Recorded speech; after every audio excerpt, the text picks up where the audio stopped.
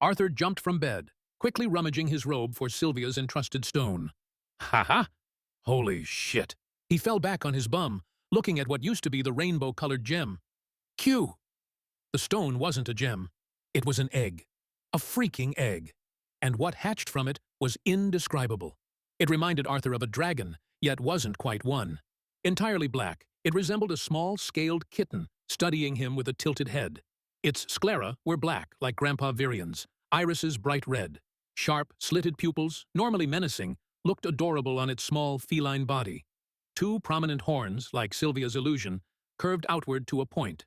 Its head was cat-shaped with a pointed snout.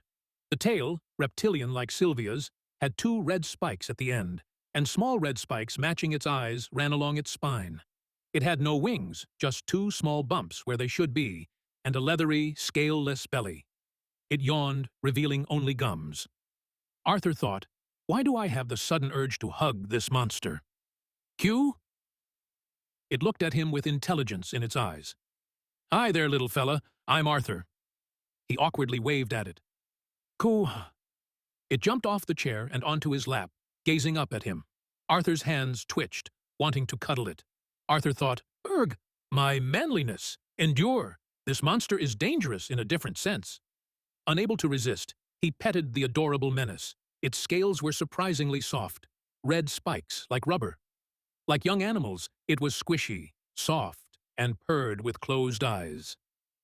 Arthur thought, fucking adorable. It rolled onto its back. Arthur rubbed its leathery belly.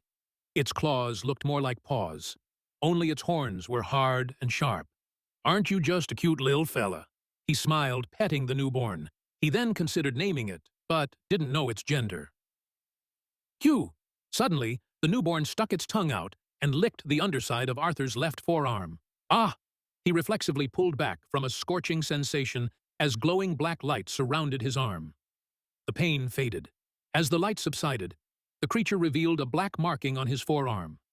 A single open wing pattern of complex dashes and curves, like Sylvia's tribal markings. Arthur thought, I'm only 8, but I already have a tattoo. How cool. A voice echoed in his head. Sylvie, telepathically. Mama? Arthur thought, what? I obviously heard a voice just now. Sylvie, telepathically. Mama. This time he heard it clearly. Arthur thought, what in the name of telepathy?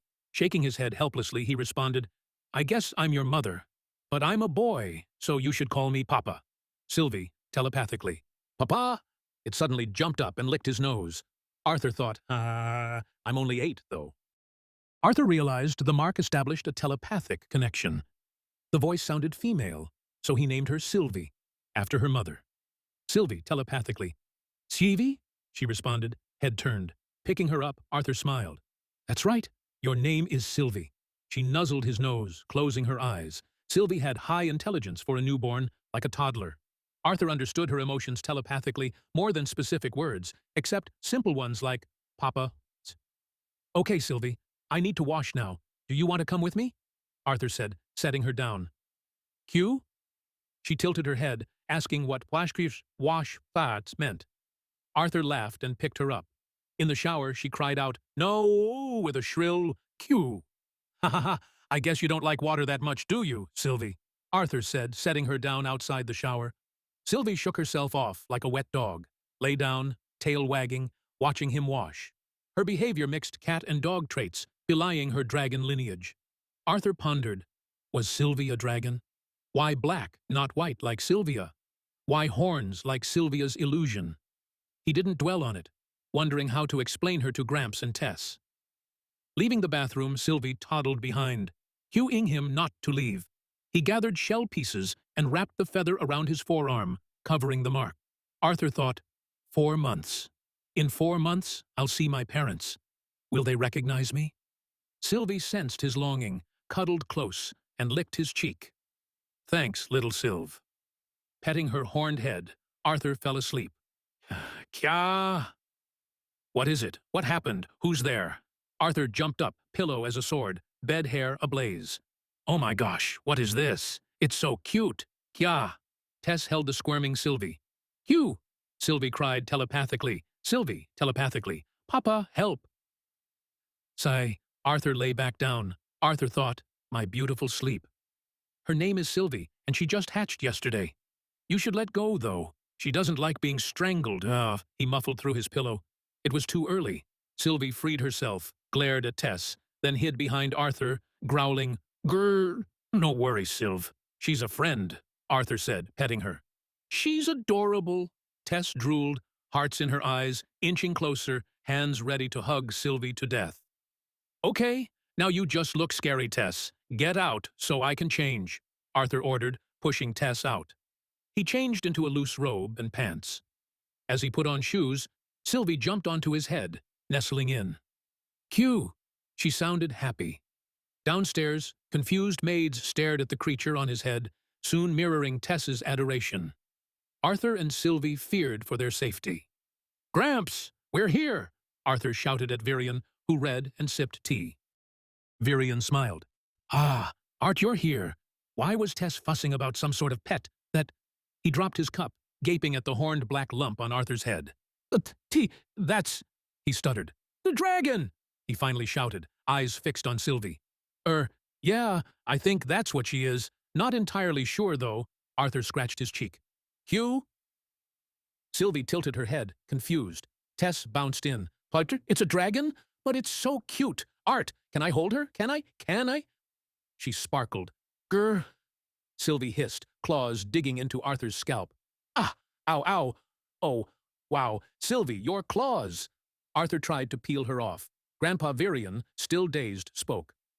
How did you get a dragon's egg? How did you get it to hatch? He shook his head. Arthur explained. The dragon that left me her will entrusted me with a stone I thought was just a gem. I didn't realize it was an egg until it hatched. What do you mean by get it to hatch? Virion described, Dragon's eggs don't hatch just through time, brat. The dragon inside must feel something capable of protecting and loving it nearby. Even then, a close bond is needed. Arthur realized. Activating the will. Gramps, I think that's what made her come out. Virion nodded. I think you're right, but I've never heard of a dragon hatching next to anything but its parents. No use thinking about it now. Brat, keep the hatchling close. I knew it was a dragon breed because I've seen one, but most people won't. Just say it's a rare mana beast. With that settled, Arthur placed Sylvie beside him and began training. For the next 4 months, he'd focus on Sylvia's will and condensing his mana core. Virion instructed, Clowns, accessing the first phase is simple. Feel the small compartment in your core holding the will's power. Transfer drops from there into your core to reach further phases. Try manipulating a drop now. Arthur obeyed, feeling a bright gush stronger than mana seep into his body. Good, let's fight, Virion shouted, using his first phase. Days passed quickly. Arthur trained intensely, naturally accessing the first phase and concealing the will. His mana cultivation sped up after assimilation. Sylvie grew smarter, their communication improving. Tess often dragged Arthur out, making memories before his departure. 4 months passed. Dressed simply, feather on his forearm, Arthur left his room. Virion winked, handing him a silver compass. Arthur, remember to take care. We'll contact you. Take this for the forest of Elshire, or maybe find another princess to lead you back. Woo! Grandpa! Tess smacked Virion's side. Ouch, little one! It was a joke. Virion continued, Alduin and Mariel travel separately. Tess and I aren't going. Until next time, Arthur. He hugged Arthur strongly, nearly knocking Sylvie off his head. Hick! Hick! I'll miss you, Art. Remember to visit. Ooh, don't go chasing human girls, okay? Promise me? Tess sniffled, tearing up. Arthur hugged his dear friend. We'll see each other again. Be stronger than me next time, Tess. She nodded, unable to speak through sniffles. He waved goodbye and joined Mariel and Alduin, who gave sympathetic smiles. He got into the carriage with the elf representatives. Well, look who it is! The human brat! Did the royal family finally kick you out? A decorated elf boy, Faerith, smirked. Arthur scratched his head. Sorry. Do I know you? Sylvie growled. Faerith stood up. I'm the noble you bumped into 4 years ago. Arthur realized. Ah, you're the bug. Arthur thought, oops, didn't mean to say that. Faerith flushed pink. You dare? People snickered. Arthur chuckled. Ah, ha, sorry. Never learned your name, though. Still red, Ferrith declared pompously, "My name is Ferrith Ivsar III." An older elf girl piped in, "We just call him Fei-Fei." Don't tell him that." Fei-Fei looked defeated. They entered the teleportation gate, experiencing the familiar fast-forward sensation. "Soon, we have arrived in Xyrus," the driver announced. Arthur peeked out at the cheering parade for the representatives. The driver pulled aside. "Best time to leave unnoticed," he whispered. Arthur said bye to Fei-Fei and the others. Jumping off with Sylvie, he snuck through an alleyway towards his parents' supposed residence. After 30 minutes, he found a huge manor.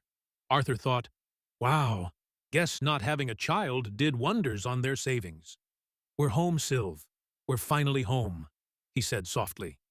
"Q?" She tilted her head, as if asking, "I thought we were home before." Arthur walked up the stairs, took a deep breath, and knocked on the giant double doors.